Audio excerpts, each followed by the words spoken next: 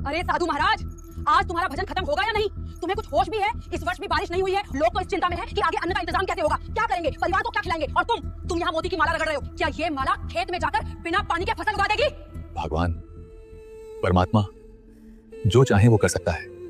मौला जल से थल कर देत, थल से जल कर देत। एक बार तुम उस परमात्मा पर पूर्ण विश्वास करके तो देखो। अच्छा रहने दो, अपना ज्ञान अपने पास रखो। घर चलाने के लिए तुम्हें जोड़ना तो आता नहीं, बस उजाड़ना आता है। तुम्हारे खुद के घर में पर्याप्त अन्न नहीं, और तुमने उस दिन जब वो भूखा भिखारी आया और तुमने मेरी मेहनत की बनी रोटियों में से भी 2 रोटी उठाकर उसे दान करके आ गए।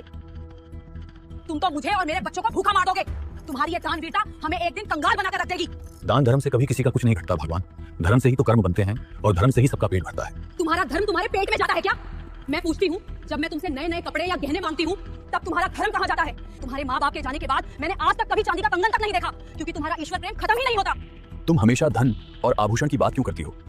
शांति से क्यों नहीं रहती? तुम अपना बचा हुआ धन भी साधु संतों में बांट देते हो। मेरे लिए तुम्हारे पास कुछ नहीं बचता।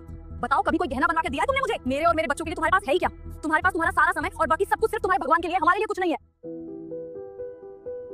अपने सामर्थ्य अनुसार तुम्हारी और बच्चों की हर जरूरत पूरी करता हूँ। हाँ, आकर बस अंधेरे में अपनी माला फेरते हो। ऐसा लगता है जैसे तुमने मुझसे नहीं बल्कि इस माला से विवाह किया है। तुम्हें हमारे सुख से नफरत है। तुम तो दुनियादारी तक नहीं समझते। तुम्हारा सीधापन नहीं, तुम्हारा पाखंड है। कुछ नहीं रखा इस भक्ति में, छोड़ दे। जो कुछ मिलेगा कर्म करने से मिलेगा। कुछ नहीं रखा इस भगवान के नाम में।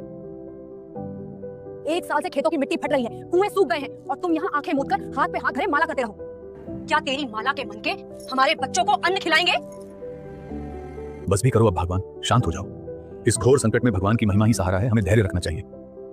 जब राम चाहेंगे तो वर्षा अवश्य होगी। अब तुम्हें कौन समझाए?